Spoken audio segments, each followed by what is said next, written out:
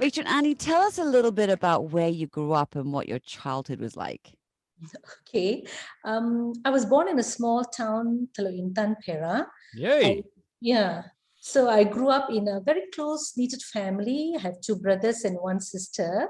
And childhood was very interesting, where there were a lot of outdoor activities our time and continuous opportunity to join the fun with our good neighbors. Moreover, at that time, we felt safe, protected, and also we had good support from our parents. So as a little girl, like, what did you want to be when you grew up? I always wanted to become a teacher. Okay. Simply because I was groomed by dedicated teachers from primary to secondary convent school in Teluk Intan. And they were very inspiring, and that sort of motivated me very much to become a teacher. Okay. What were your family members teachers as well? Pardon? Did you have family members who were teachers as well? No, but then I married a teacher. Ended up Okay. marrying a teacher. Okay, so you kind of fulfilled your dream, sort of, Yeah. in some ways. Okay, when you decided to go into nursing and that nursing was the thing for you, how did that decision come about? All right. Well, after completing my Form 6, I applied for university entrance, teaching, and also nursing. So I was kind of hoping teaching opportunity will come first, but I got nursing and my journey began from there. I must say, everyone supported me to the fullest. And I must admit, I fell in love with nursing after first semester because I realized it is a caring profession and I can do so much for my family and people out there. Moreover, I was scoring quite well in my subjects, and that sort of motivated me to do even better. My tutors and my parents were continuous support and a strong pillar to rely on. Were any of your friends and family shocked though, or even your teachers at school shocked though, because you'd been wanting to be a teacher, you wanted to be just like them, and then suddenly out of the blue, it's like, hey, everybody, I'm not going to be a teacher, I'm going to be a nurse instead. Yeah. Was anyone surprised? Actually, my good friends were, because Right. they always thought I will become a teacher. But then I'm happy with what I have done. Okay, so you went into nursing in 1987, correct me if I'm wrong. Right. What was it like to study at that time as a nurse compared to how trainees have it today? Okay. At that time, nurse-patient ratio was smaller. So we had more quality time with our patients, and patients were also less demanding, I would say. And we had a lot of fun-filled times with patients, especially during pediatric postings. And we spent a lot of time talking to our patients and their caretakers. So we can build so many professional bonds. Right. And at that time also, we were fully sponsored by the government. We don't have private organization, into nursing at that time. Right. We came from all corners of Malaysia. So we stayed in hostels far away from home, and there was so much to share, to give and to take. It ranges from food, music, studying notes, sports and gatherings. So it was quite a fun-filled time at that time, I would say. It sounds like it. Yeah, but how different is it with nurses if you want to be a nurse these days to be a trainee? Okay, now one of those things that I see is nowadays nurses are very I would say they have so much to do in their hands, and they have less time to spend with their patients. And we have hospitals filled with patients and their clients, so time spent communication with patients are much lesser compared to our time. Right. Okay. Can you share a horror or funny story with us about your training days? This well, I see from your reaction you have plenty. This Which is gonna one are you be going to good, yeah. choose? Yeah, tell us the best one. Okay. Actually, I missed one elderly person until he was discharged home, as a trainee, and he was in his late 60s. So a few days after his discharge, I got a big bouquet of beautiful roses sent to my hostel, addressed to me. I did not know who it was, and it was written, from your ... secret admirer. Wow. Oh. Everyone made fun of me. So the next day, when I went back to work, actually, this guy was waiting for me at the hospital entrance and asked me if I liked the flowers. He told me not to call him uncle because age is only a number and he's young. Oh my God, I would say I was dumbfounded. I quickly walked away from him. At that age, I was only 20 plus, and my friends could not help laughing and was making so out of it a whole day and many weeks to come. So it actually tickles me even today. It's one of those, the funny things that happened to me while in Yes. training. Yes. I know all you matrons rule with an iron fist to keep everything in order and your patients safe, most importantly. Were you afraid of your matron when you first joined your first ward as a fully fledged nurse? Yes, I was definitely. Especially whenever my matron does rounds and I have to present cases to her. Those days, we have to present cases when our matrons do rounds. She was very strict, hardly with a smile on the face and very firm. So I always say a small prayer, before I present my cases. And secretly hope she leaves the ward faster. But as my journey continued, I learned that the responsibilities matrons carry are varied and many, especially to keep everything going in an orderly manner. And I salute and respect them even more today. Do you remember that the which ones made you the best out of you, got the best out of you? Which matron? There was this matron when I was in the gynae ward, and she's a Malay matron, and she will come and do rounds, elderly person. So she always kept us on our toes, I would say. If she's listening to my record conversation now. And how did she get the best out of you? Like, what was it about her that kind of taught you the most or made you kind of Okay, shine? I like her firmness, and at the same time, I like her caring attitude. And she was so knowledgeable, and she was always willing to go an extra mile to make sure things happen. And so that sort of taught me to be a better person, especially when I was a young budding staff nurse at that time. Yeah. Nice. Yeah. Now, going back to your husband and him being a teacher, fulfilling your dreams of becoming a teacher, or at least marrying one, you're married at 24.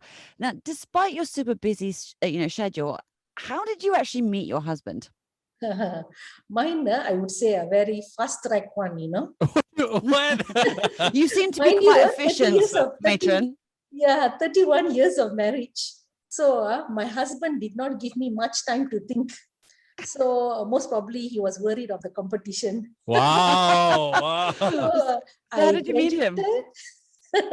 I graduated, I started work, got engaged, got married the same year. But how did Not you meet him? forgetting, I also got pregnant the same year. Okay, so you don't waste time doing things, but how did you meet him? How did I meet my husband? Actually, my husband was related to me, and it was arranged come love marriage. Right. Yeah, That worked out very well for you. yeah, definitely. Yeah.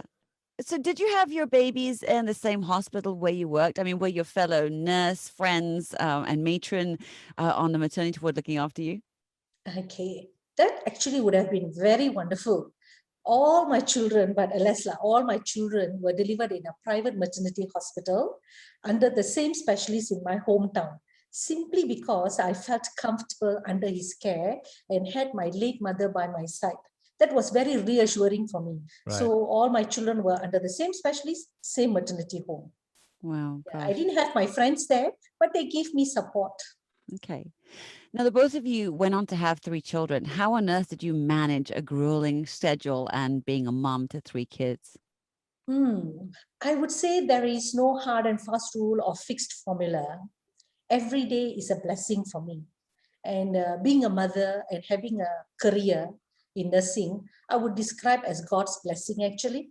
And I'm blessed with good support from my family, father, husband, my late mother, and mother-in-law.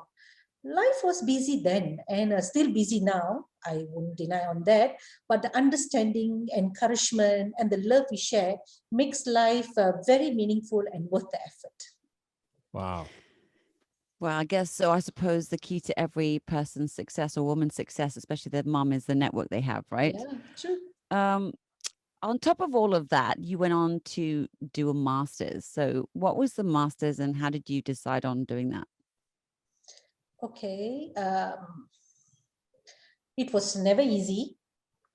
Okay, I had my fair share of ups and downs and sleepless nights to do my assignments, deadlines to meet.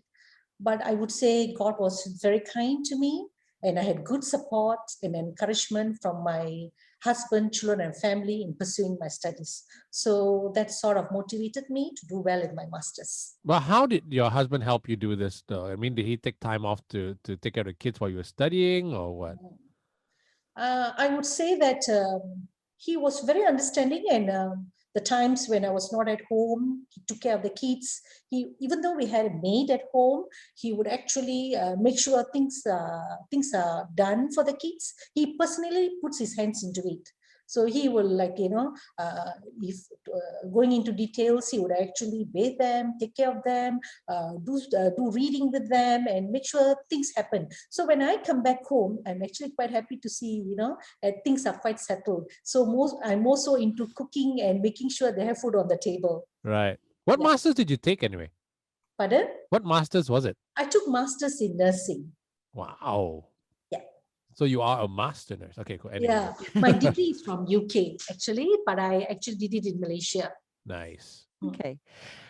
What are some of the cases that stand out for you in your 30 years of nursing? Yeah. Cases that were super difficult or super amazing? Any more flowers? No, we want more than flowers. We want some gruesome stories or Yeah. some heart-wrenching stories, Actually, I would say, when children get hospitalized, because I spent a lot of my time taking care of children. I was posted to the children ward, and children, when they get hospitalized quite ill, and later when they're discharged home safe, the smile on their face is worth more than what money can buy. This gives us a lot of, a feeling, it's worth the effort.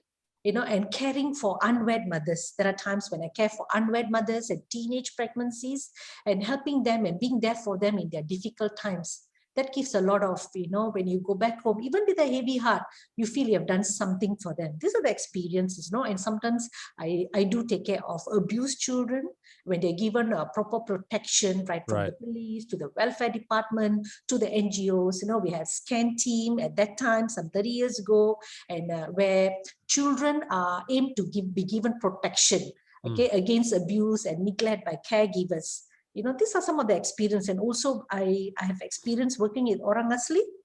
So actually children are admitted with severe acute gastroenteritis, and that means they have diarrhea, very severe diarrhea. Right. And they're given fast treatment and they actually go back home walking.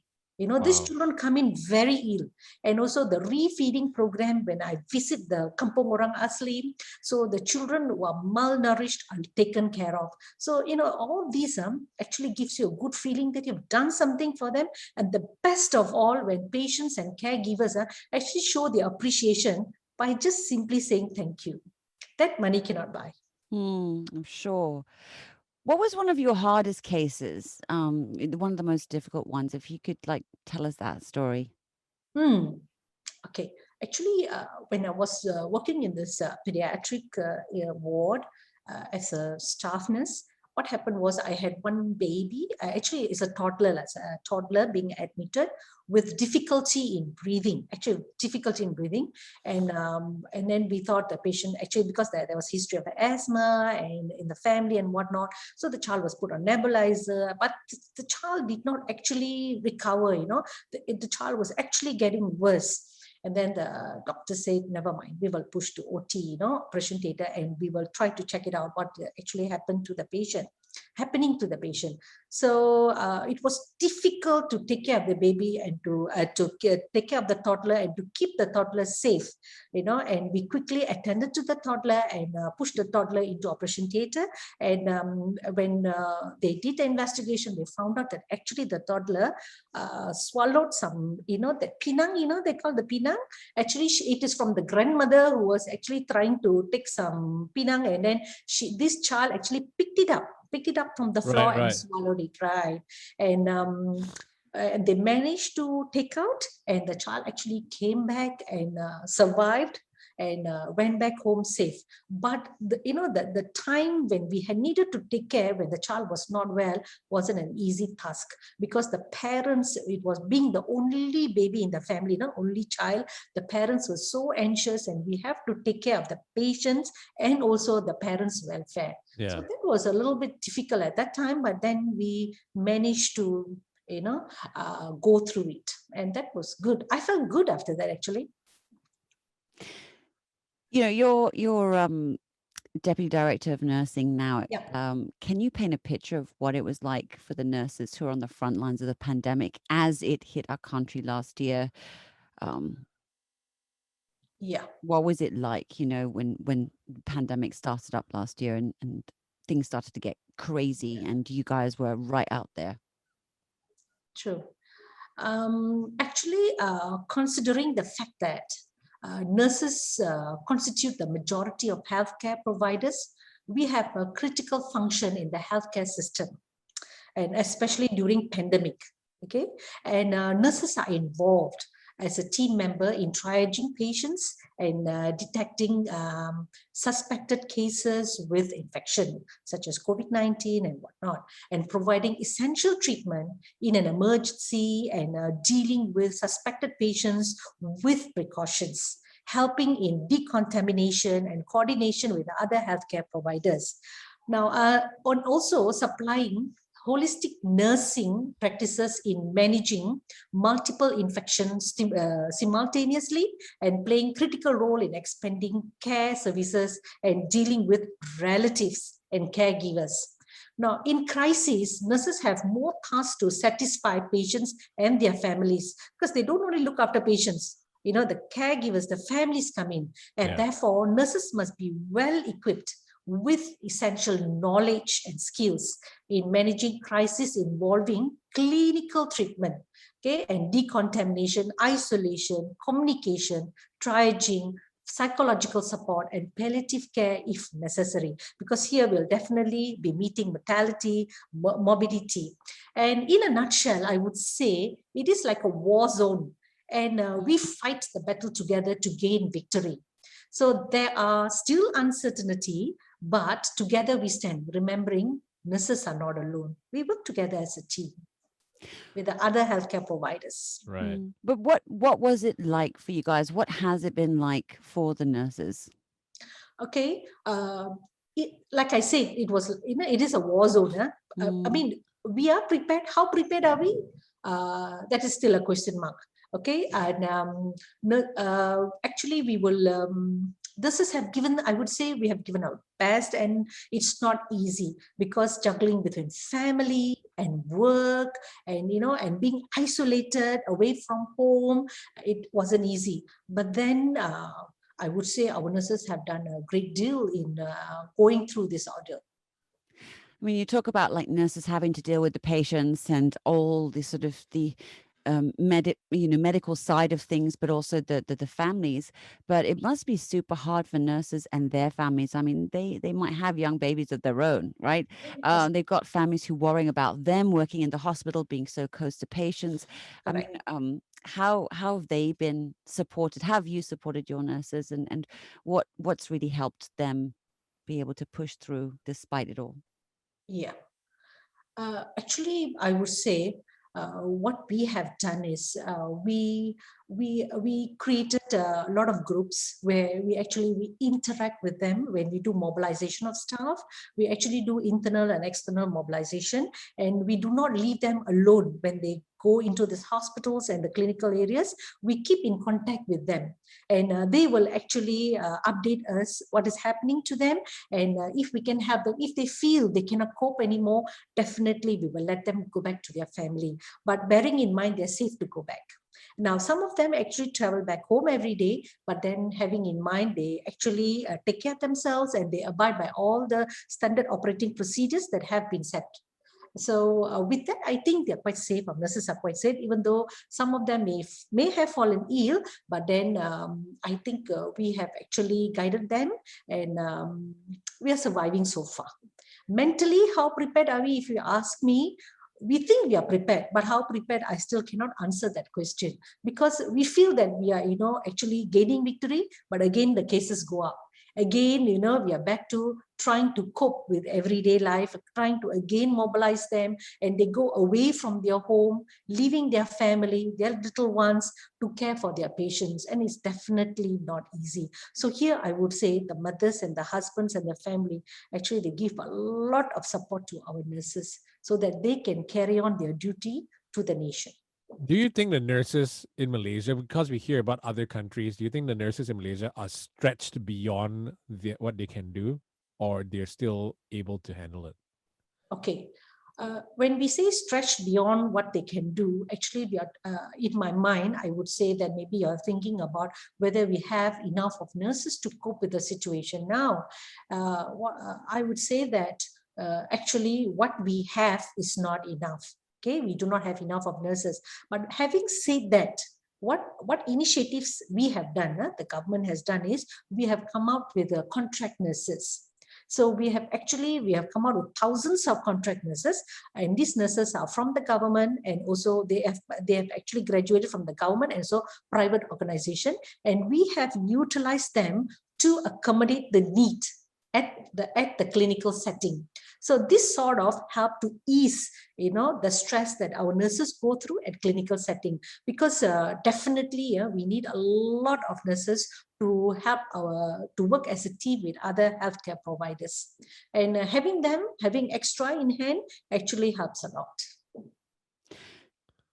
Matron Annie, what's your advice to nurses, especially those who are mums out there going through these trying times? Yeah, I would say be brave, have faith. Okay, you're not alone in this battle. Stay safe. Keep yourself updated with the latest info and the standard operating procedures which are in place. Abide by the 3 W's and avoid the 3 C's. Okay, make sure you avoid close contact, confined spaces, and crowding, more so after work. Okay, and wash your hands, sanitize your hands often, wear your mask, and warn others to continue following the steps too. Now, this is very important, especially when you're going to public, when our nurses go to public areas, and others may have forgotten to take their vaccine shots, they may not want to take, or they're forgotten to take. So we have to keep safe. So remember, you are loved, and your family needs you too. This is what I like to say to the nurses, and do good, and good will come to you. And what advice would you give to a young nurse who's just starting out, right, with plans of having her own family one day? Yeah, actually, I have got, I think, firstly, believe in yourself. Secondly, choose your life partner wisely. Right, yes, exactly, yeah. Who understands and respects you and your job. It's very important as a nurse. Okay. Thirdly, love your children. Okay, to the fullest. And remember, you mean the world to them. So that's the 3 advice I think I would give. Yeah. And the first one is the most important, especially if you get a husband who's a teacher. That helps a lot, because it worked for you.